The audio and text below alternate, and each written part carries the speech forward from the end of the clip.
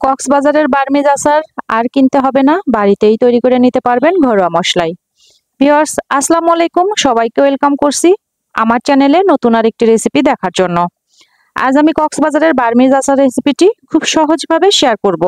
আশা করছি আপনাদের কাছে খুবই ভালো লাগবে। এর জন্য আমি কাঁচা আম নিয়ে নিয়েছি 1 কেজি। আমি আমগুলোকে পরিষ্কার করে ধুয়ে নিয়েছি। এখন আমগুলোর খোসা ছাড়িয়ে নিচ্ছি। খুব ভালো মতো আমগুলোর খোসা ছাড়িয়ে নিতে হবে, যেন সবুজ অংশটা না থাকে। সবগুলো আমের খোসা ছাড়ানো হয়ে গিয়েছে। আমি আমগুলোকে টুকরো করে কেটে নিয়েছি। আমগুলো যথেষ্ট শক্ত হয়ে গিয়েছিল, তাই আমি বটি দিয়ে আমগুলোকে কেটে নিয়েছি। এখন 1 কেজি আমের জন্য আমি দিয়ে দিচ্ছি 250 গ্রাম চিনি, অর্থাৎ 1 কাপ। আমি দিয়ে দিলাম 3 টেবিল চামচ ভিনেগার। এখন চিনি এবং ভিনেগার আমের সঙ্গে ভালো মতো মিশিয়ে রেখে দিব 1.5 ঘন্টা মতো।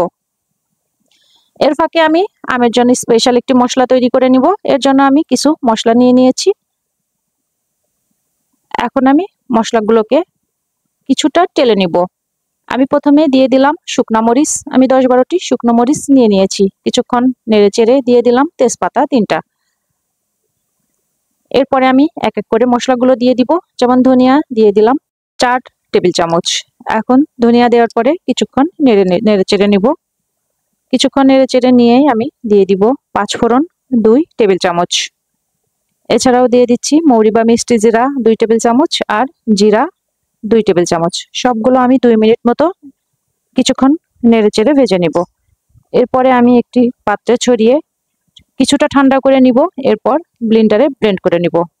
তবে আমি মিহি পাউডার করব না, কিছুটা গোটা গোটা অবস্থায় রেখে দিব। এতে করে আচারটার স্বাদটা অনেক বেশি হয়। আমি বেশি করে মশলাটা তৈরি করে রাখলাম পরবর্তীতে আচার করার সুবিধার্থে। এভাবে মশলা বেশি করে রেখে সংরক্ষণ করে রাখলে যে কোনো সময় আচার তৈরি করা যায় খুব সহজেই। মোটামুটি 1.5 ঘন্টা পরে রেখে দিব। এতে করে চিনি গলে গিয়ে শিরায় পরিণত হয়েছে এবং আমের পরিমাণটাও অনেকটাই কমে এসেছে। এ পর্যায়ে একটি প্যান নিয়ে নিয়েছি এবং প্যানের মধ্যে আমি চিনি সহ আমটাকে ঢেলে দিলাম। আমি দিয়ে দিচ্ছি 1/2 চামচ মরিচ গুঁড়া এবং 1/4 চা চামচ হলুদ গুঁড়া। এখন ভালো করে মিশিয়ে নেড়েচেড়ে রান্না করে নিতে হবে। আমগুলো মোটামুটি 10 থেকে 15 মিনিট মতো রান্না করলেই সিদ্ধ হয়ে যাবে। আমগুলো সিদ্ধ হতে শুরু করেছে এবং 10-12 মিনিট পরে আমের কালারটাও চেঞ্জ হয়ে গিয়েছে এবং আমটাও মোটামুটি সিদ্ধ হয়েছে। দেখতে পাচ্ছেন আমের কালারটা একদম চেঞ্জ হয়ে গিয়েছে। এ পর্যায়ে আমগুলো কিছুটা নরম হয়ে আসে, তাই সাবধানে নেড়েচেড়ে দিতে হবে। এ পর্যায়ে আমি লবণ আর বিট লবণ মিলে দিয়ে দিলাম 1 চামচ মতো, মানে 1 চা চামচ পরিমাণ। লবণ এবং বিট লবণটা একটু পরে দেওয়ার চেষ্টা করবেন। প্রথম দিকে লবণ এবং বিট লবণটা দিলে আমটা খুব তাড়াতাড়ি নরম হয়ে যেতে পারে, এক্ষেত্রে আমটা ঘেটে যেতে পারে। তাই লবণটা পরে দিলে আমগুলো গোটা গোটা থাকবে এবং আচারটাও খেতে খুবই মজা হবে। আমি সেই স্পেশাল মশলা থেকে 2 চামচ পরিমাণ মশলা দিয়ে দিলাম। 1 কেজি আমের জন্য 2 চা চামচ পরিমাণ মশলা দিলেই এনাফ। আম থেকে যে পানিটা বের হয়েছে মোটামুটি এই পানিটাকে টানিয়ে নিতে হবে। 10 থেকে 12 মিনিট রান্না করতেই আমের পানিটা শুকিয়ে যাবে এবং আমের পানিটা শুকিয়ে গিয়েছে।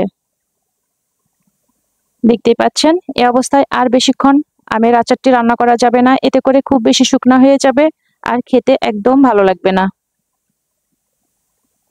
এই অবস্থায় চুলার আঁচ খুবই লো পর্যায়ে রাখতে হবে এবং আলতোভাবে নেড়েচেড়ে দিতে হবে। বার্মিজ আচারটি আমার একদম রেডি হয়ে গিয়েছে। ভিউয়ার্স, দেখতেই পাচ্ছেন কতটা লোভনীয় হয়েছে। আমার এই রেসিপিটা ফলো করে খুব সহজেই বার্মিজ আচার তৈরি করে নিতে পারবেন, কোনো রকম ঝামেলা ছাড়াই এবং হাতের কাছে থাকা কয়েকটি মশলাই। এই রেসিপিটি ভালো লাগলে অবশ্যই আমার চ্যানেলটিকে সাবস্ক্রাইব করে দিবেন এবং ফেসবুক পেজ থেকে দেখলে ফলো দিয়ে দিবেন আর কমেন্ট করে জানাবেন। ভিউয়ার্স,